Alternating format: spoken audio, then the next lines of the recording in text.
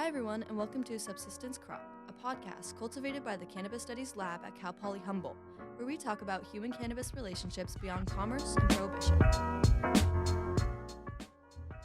Khalil Ferguson, welcome to Subsistence Crop. It's so great to have you and to be seeing you in person after having worked with you over the years as far back as San Diego County Equity Assessment. Thank you. It's been a while, yes, and we met on Zoom, and we haven't met since then, like you said, since San Diego. So I'm happy to finally meet folks I've been working with for the past 4 or 5 years, in person now. So it's a pleasure to be here at Humboldt. It's a pleasure to meet you in person.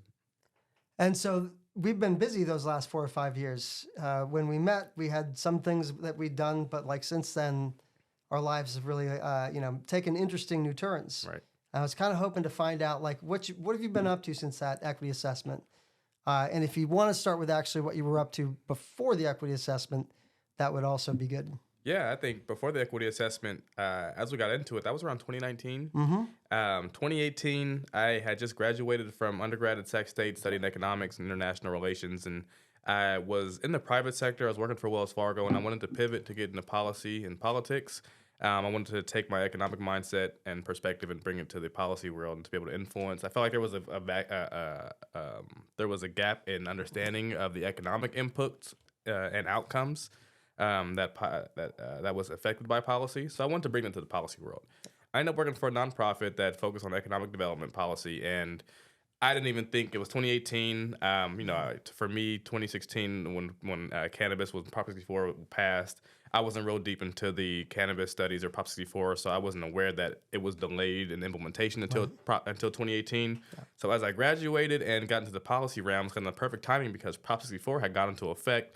There had been begin debates in the California legislature about putting money into the various obligatory funding streams that Prop 64 mandated. So I was just immersed into the discussions now of the cannabis policy. So that wasn't even a forethought of mine getting into this this realm and working with this nonprofit, but I got thrown into it for my ability to analyze budgets, for my economic perspective. So I was doing exactly what I wanted to do, and now having that geared towards cannabis. So since then, then the pandemic hit. So, that relationship ended because of, just widespread unemployment as a result of funds not coming through, and the pandemic impacted things. So we started the UCA, the United Core Alliance, which is a nonprofit, and taking some of my economic perspective, one of the first programs I launched was a expungement clinic because doing my research, I realized that having a criminal record prevents people from realizing economic mobility. A Harvard review study also said we lost about maybe we lost $30 billion in GDP loss as a result of the lack of production from having folks incarcerated from drug crimes. I'm like that. So for me, from econ, I'm like, well, that's a lot of loss. That's inefficient because of politics or however you want to put that. So that was the first program we launched, but also wanted to put a board together and a team together that could go after cannabis equity assessments to rightfully do the analysis and produce research and final products that were really reflective of the community and told the true story or most accurate story of the war on drugs and how they impacted our communities. So, there were various instances where we would apply for proposals, we would lose, we would win some. I got picked up to be on the San Diego County Equity Assessment team, and that's how we met. Yeah. From 2018 during the pandemic, that's what was going on at that time, and since then. Just being surrounded by the procedures of the California legislature, being surrounded by laws that we need to analyze and interpret to develop the equity assessments, the laws to govern my own nonprofit and business law, tax law, et cetera. I said, it's time to go to law school. For one, the entrepreneur in me wanted to be able to write and read my own contracts. So every time something came up, I didn't need to pay an attorney. But being able to also do it myself as a academic standpoint, from an academic standpoint, and just wanting to know that for myself. So I'm on year 2 of law school. The expungement clinic has been running for about 3 years now. We're still growing. The team's growing. I purchased and acquired a medical dispensary outside of my home city in Richmond. So we just launched that in March 1st. So it hasn't been operating for a month. But that is I attribute that to my knowledge now in contract and business law and having spent time reading the regulations for cannabis businesses. But so it's been a lot, but the team is growing, the influence is growing, the network is growing. We're working on multiple equity programs or getting them started in Contra Costa County. San Diego is still flourishing. I'm still working with the team in San Diego. They're growing. Money's coming in, and it's coming through us and coming to them. So I'm able to see in real time how much money is, we're able to disperse to our network and our team. So one question I have is, I think what I'm hearing is that, were you funded by a Cal CRG grant? Yes. Yes, United Core Alliance, Yep. right? And I'm teaching cannabis and social equity the class right now, right? And one of the things that I say to the students is like, well, we've got different kinds of equity policies actually out there, Right. Besides the one that we all talk about, which is the licensing. We have as well Cal CRG, community reinvestment, and of course that goes at least 50% to nonprofits and then 50% to generally public health institutions. Yes.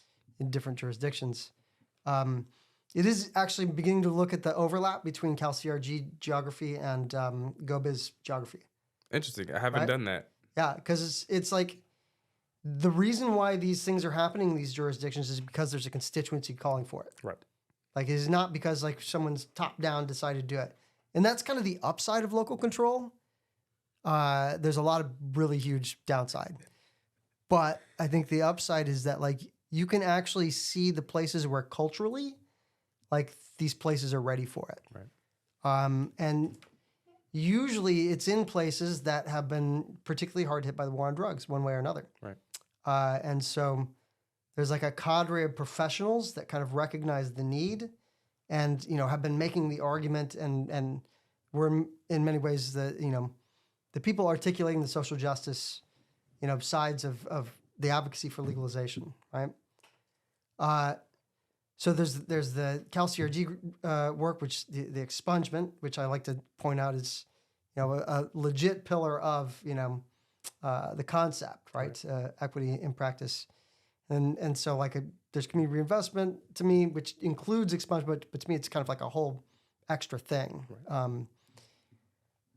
I was kind of ask your perspective on that. Like, what are the, distinct types of social equity programs that there are, and what has been your experience with that landscape? I guess it really is subjective in what someone's definition of social equity means. Yeah. For some who operate specifically from a legal perspective, social justice, social equity really just means, rehabilitating or reinvesting into these communities, regardless of race or gender, things like that have been impacted or targeted by police, and have been subject to incarceration as a result of punitive policy from Reagan, Nixon, things of that nature.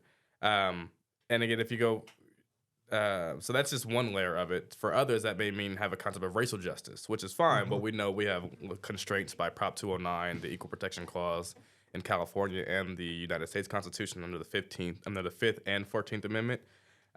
But so it's just really the demographic you're in who can relate to whether it's specifically a racial or class thing, and others. So that's one area of social equity. But then you specifically have social equity programs specifically by municipality. Social equity program in Sacramento may have different legal definitions of what social equity means, and that's why it's actually really interesting because being able to operate as a social justice advocate, who is a black man, I'm always thinking about race, but understanding that race is something that's barred or limited for legal use. But then from the legal standpoint, when cities adopt social equity programs, there's specifically legal terms, legal criteria that they establish that someone can meet. For example, Sacramento has a program that is largely based on if you are a resident of the city of Sacramento and zip codes that an organization did a study and found that from 1980 to 2010, there were disproportionate arrest rates between black and brown folks in those areas. And they essentially said, okay, where those zip codes have disproportionate arrest rates for cannabis, those will be areas that we will set as zones for which people can fit the criteria if they resided in those areas. Doesn't matter if you were black, white, brown, red, or any of the ethnicities or the races. If you resided in that zip code and had an income below the federal poverty level at the time, for a 5-year span between 1980 and 2010, then you were eligible for the program. And that's a legal specific criteria, because someone who may have been conservative or not, using cannabis back in the 1980s or 1990s, who all of a sudden may have capital, or may have been low income and now have capital, who was able to, increase their economic mobility, is likely to be able to fit the criteria because of that, being able to meet that. They, to an extent, may never have been impacted by the war on drugs, may never have consumed cannabis, may never have sold cannabis, or had, been interactive with the police, are now eligible for that program as a result of that legal criteria. So, at least when you dive deep into it like that, you're like, is this really social equity? But that's the legal constraints that you have given Prop 209, because they can't say specifically black and brown folks who were targeted by the war on drugs, aside from not having a cannabis arrest, are eligible for a program. I know Humboldt has a program. I'm not familiar with the criteria, but I do know that GoBiz recently said that their program was too exclusive and not inclusive enough. So those are issues that we have to, we deal with overall with social equity programs. They said that about Humboldt's program? Yes, it was, yes. Okay, so this is kind of funny because you might recall when we were doing the assessment that Andrea had read Humboldt's criteria. Yes. And gotten excited because guess what was in Humboldt's criteria? Was there gender or? It was race. Race, yeah. that we had been operating kind of on the edge of that, but to be clear, like race wasn't the sole criteria that you could qualify under. It was, a primary set of criteria, and then any of the following or two of the following. And so it wasn't like a specific race criteria. It was actually an inclusive, criteria. Right. We actually included broader criteria. So it's fascinating to hear that GoBiz has characterized it that way. What I understand has happened is that GoBiz has decided to really eliminate any criteria that are about indirect impacts. Yes. And that everything has to be pretty much direct impacts, although I think there's still family indirect impacts. I think those are subject to change because now court rulings are coming down, judicial decisions are coming down that are saying that are challenging them on constitutional lines. And I read I read a headline and maybe a brief summary. Don't remember where it was. It could have been outside of California that said that that's not constitutional. However, what I know for sure is a recent Ninth Circuit decision. That's the Ninth Circuit Court of Appeals, which is a federal district that governs California and parts of the West Coast, said that Sacramento's residency requirement was unconstitutional. Well, I'm sorry, it didn't exactly say that. It was remanded back to the lower district court with basically direction. The appellate court said, yes, since you don't want to operate or don't want to answer the question, we understand not wanting to answer a question where the law is very gray. But however, it is our jobs as it is your job and our jobs in speaking in capacity as the appellate court, our jobs as judges to make these hard decisions with our best discernment. However, and this isn't the exact word, but the exact sentiment, the road is not as unclear as you may think. Here's some case law from Maine where the Supreme Court of Maine said that residency requirements for equity programs are unconstitutional. So basically gave them direction to say, hey, this is going to be unconstitutional. Yeah, I remember that. I also understand that, the people who are, doing these kinds of lawsuits, it seems like there's, kind of 5 groups, and, one of them is, a couple from California. Yeah. But that can't just possibly be that these are just these isolated individuals. There has to be some kind of Well, the one in Sacramento he was someone who was he met the criteria, the legal criteria to fit Sacramento's equity program. And as we advocated for 10 additional storefront licenses specifically for equity folks who met the criteria, and I'm getting this from the facts of the case, he was denied because he wasn't a current resident of California. He's a Michigan resident. But otherwise, he met all of the criteria and sued on that basis. And clearly the appellate court, seems to be ruling in favor of him. What you're referring to is a challenge on DEI and a lot of the, and this is what I'll get into later in our discussion, is the impact of the Students for Fair Admissions v. Harvard decision. And once that decision, narrowed the applicability of affirmative action, but beyond affirmative action, because folks think that case was specifically about education, I've already incorporated into a lot of my legal analysis and some of my memos for my supervising attorneys who will give that to their clients, our clients, or community members, and how that impacts our ability to use racial criteria or things that maybe come close to it but fit within the legal framework. It narrowed that as well as it applies to businesses. and specifically equity and cannabis equity. Right. And then not too long after, there was a case out of Tennessee, I think in the district court. I think it went up to the appellate court, where the Students for Fair Admissions decision and the language from Chief Justice Roberts was used to deem the SBA's 8A loan program as unconstitutional, because while Congress adopted a law in 1970 that essentially said that minority businesses need support, they provided a definition for minority businesses and economically disadvantages, folks, and they didn't base it on general widespread discrimination. They framed it, and I like how they framed it. They said it's individuals with individual instances or experiences with discrimination. So from a conservative legal standpoint, conservative legals is what I call, they are concerned with when your rights begin to infringe on mine. That's where I draw the line. That's where it's unconstitutional. When you talk about affirmative action, they believe that affirmative action takes away from their legal rights and infringes on their legal rights and makes them worse off, just for the purpose of putting someone else ahead, and the Constitution isn't supposed to do that, which I agree with regards to just a plain reading of the Constitution. But that definition provided by Congress in 1970 to provide the 8A loan program essentially says that this is to remedy discrimination. So if you had an individual circumstance or experience with discrimination, then you should be allowed some benefit to redress that discrimination, and that's permissible. And the Supreme Court of the United States has consistently held that was constitutional. What they did not hold as being constitutional was the fact that what Chief Justice Roberts said in that Students for Fair Admissions decision was that these programs need to have a logical endpoint and need to be measurable. So in that decision, they said in Tennessee regarding a loan program was that they observed that the AA loan program had no way to challenge someone's application for individual experiences of discrimination, and they had no logical endpoint, and they weren't measuring outcomes. So the court said it was that aspect of it was unconstitutional. They issued an injunction, told them to stop.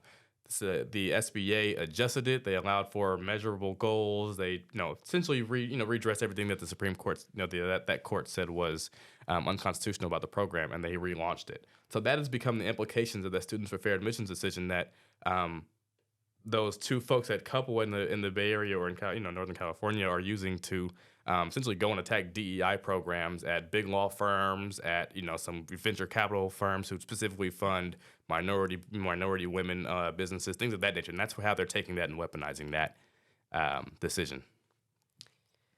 Yeah, it's wild.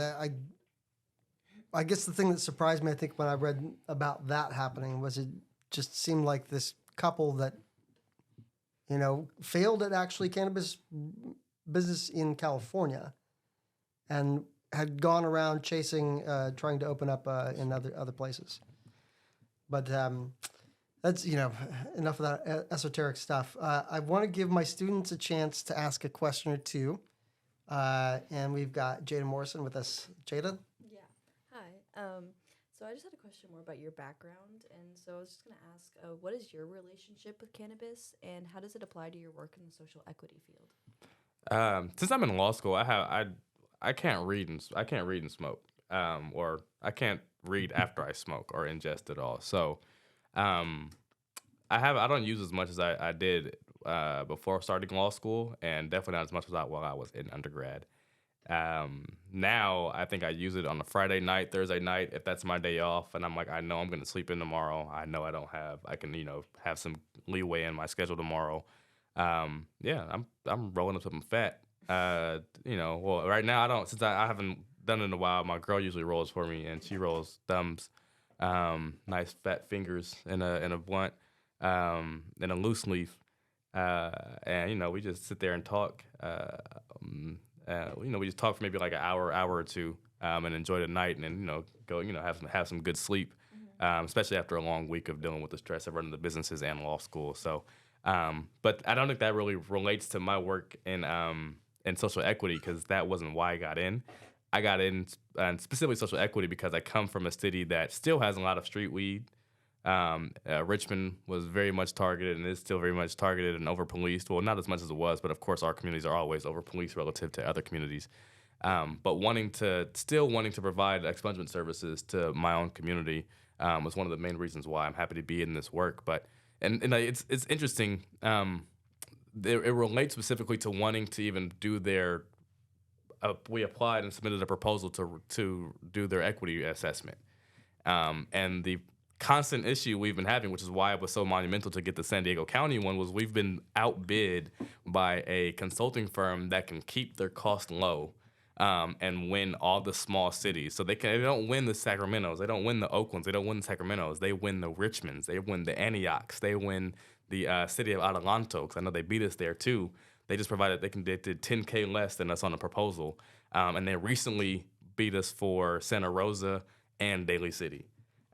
Santa Rosa and Daly City didn't even open their RFP processes.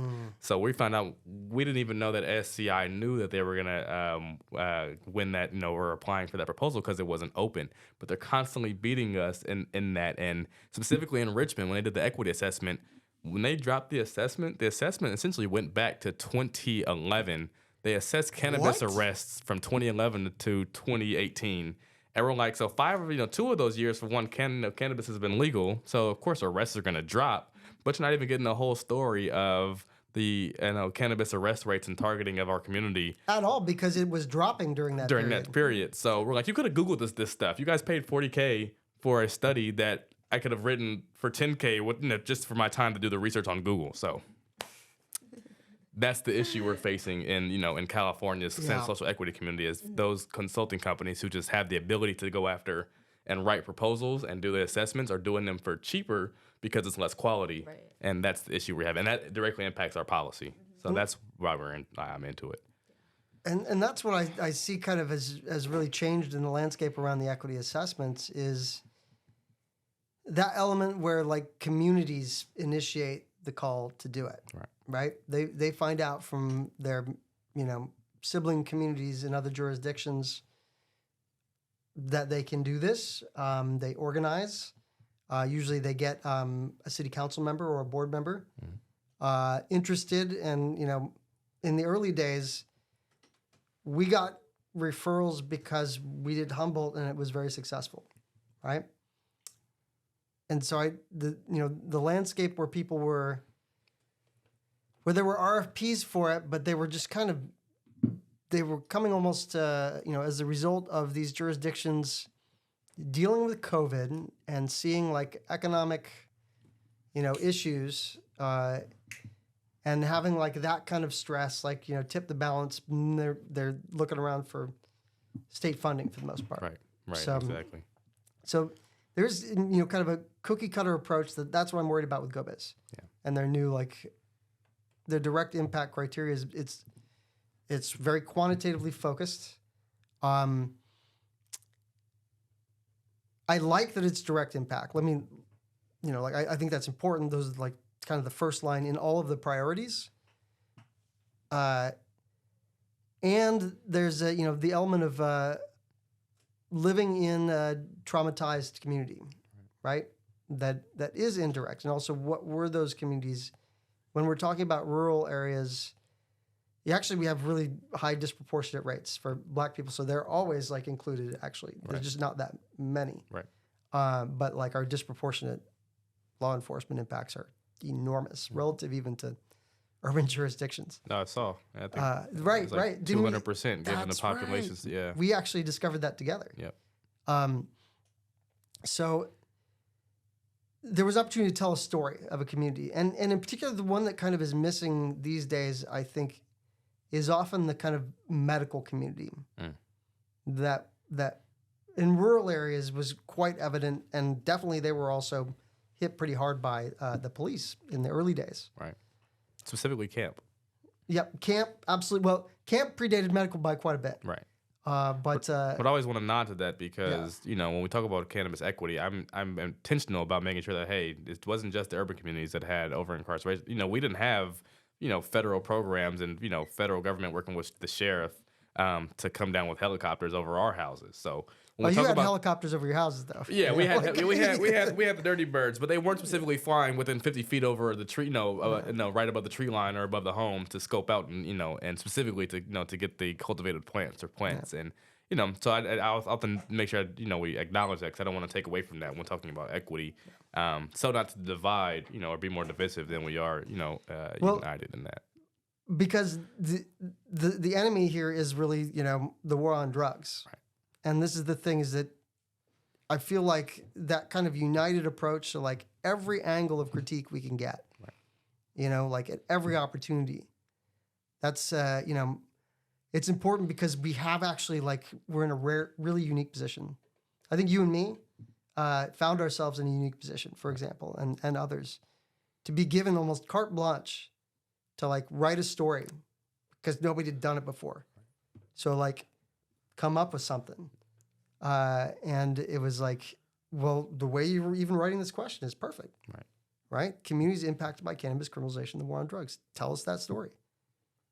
So I'm kind of hoping that that element doesn't get lost. I love that there was a 500-page assessment that, talked about settler colonialism, the San Diego County assessment. I love that. They should all be these encyclopedias, right? So I'm hoping that the people who continue to, write these assessments going forward, including your crew, Khalil, man, anything I can do to support that, let me know. But yeah, I will. But it's become commercialized, so yeah, it's going as corporate and commercial as it can, and the intent isn't to develop. That's San Diego County. I think will remain one of the most thorough and I guess theoretic in that sense. I think it's going to be like the theoretical nadir. It's the high point of our ability to just go into every detail we could find. Right. So, and shout out to the actual, you co-authored 100 pages of it. I was mostly a feedback and editor. I might have had a little bit of more stuff to say in some areas than others, but, to Imani. Was it Imani Lucas? I thought it was Imani. We're going to have to get this right and edit it into the podcast. Okay. But, it was Imani and Jesse, and I've forgotten Jesse's last name. I'm just going to pull it up. Okay. Much love and credit to those two. I thought it was Imani St. Brown.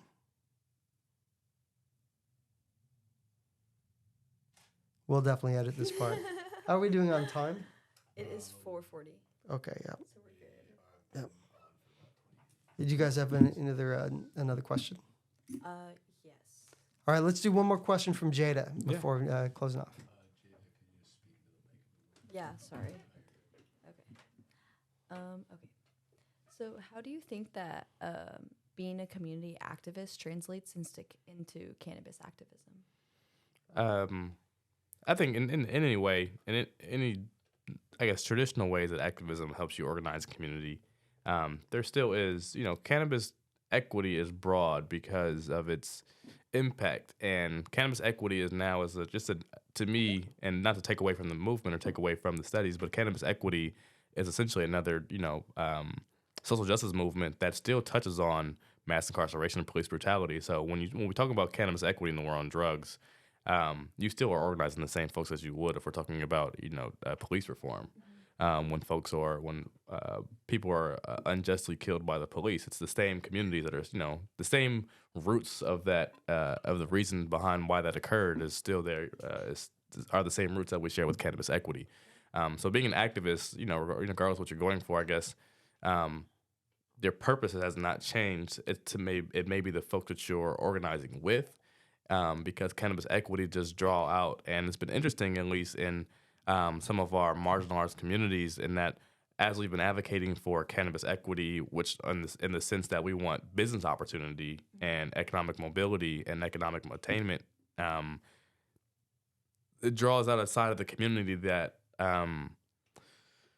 isn't a very positive side, because it's, again, and I have to, when I talk to my at least other friends who understand the differences in capitalism and how capitalism works and socialism, whether or not you agree on which side or what your economic framework is, I'm like, you have to admit this policy stance encourages folks to get in, to buy into capitalism, and when you get folks to buy into capitalism, you also get folks to buy into competition and corporate capitalism. Because for one, we're dealing with, communities who have never been invested into. So individuals who have never been invested into, who have never had the capital that's necessary to run these cash-intensive businesses.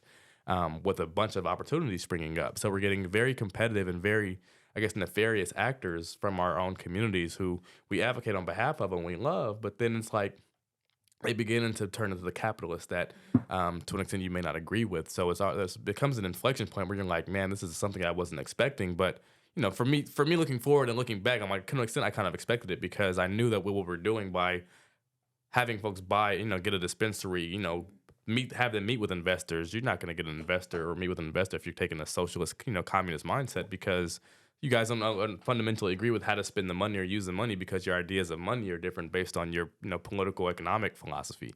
So in organizing that community, you go from just strictly organizing folks who care about police reform and not necessarily, advocating for more business ownership to dealing with both. Like I deal with a lot of folks who are criminal justice oriented and, criminal justice reform oriented. And then also on the same time, I'm like, we still need the business owners, but the business owners are becoming, working with there's no capital coming from banks. So you're working with corporate finance folks who are some of the most, crony capitalist folks from Wall Street and from the East Coast in some instances. So they're having to specifically advocate, or turns they advocate for, yes, their positions, but only to a certain degree so that they don't ruin their investment prospects. And it becomes a very interesting dynamic and as an activist to be like, I'm advocating against the system. I'm supposed to be against the system, but I'm also bringing people into the system.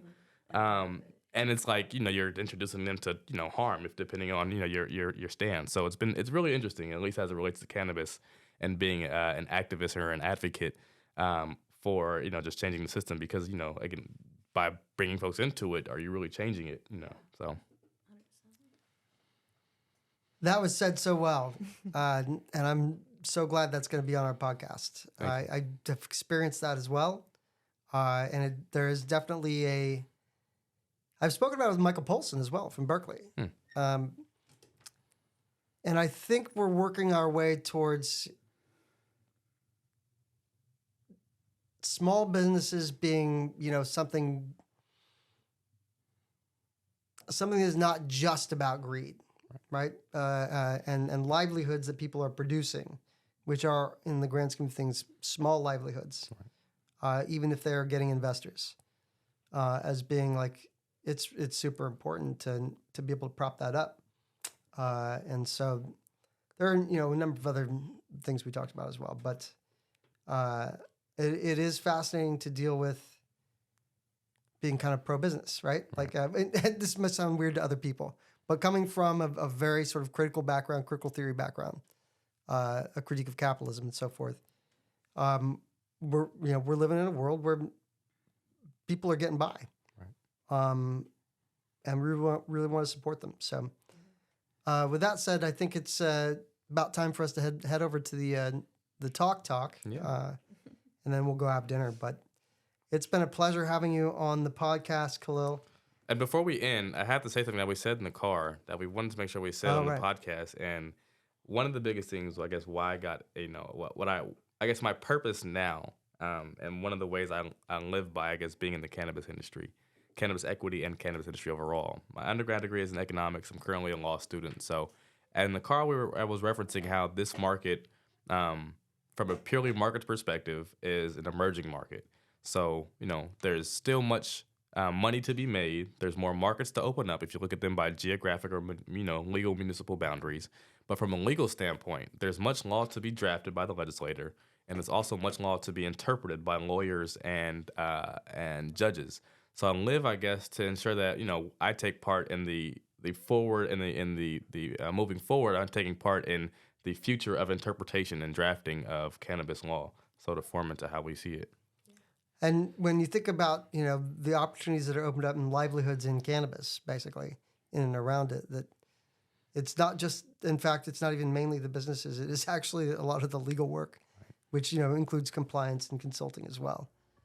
Just navigating that stuff. It's a massive growth field. So happy that you said that in the car and you remember to say it now. Awesome. Well, thanks everybody. Let's go to his talk. Thank you for growing with Subsistence Crop, a podcast by the Cannabis Studies Lab at Cal Poly Humboldt.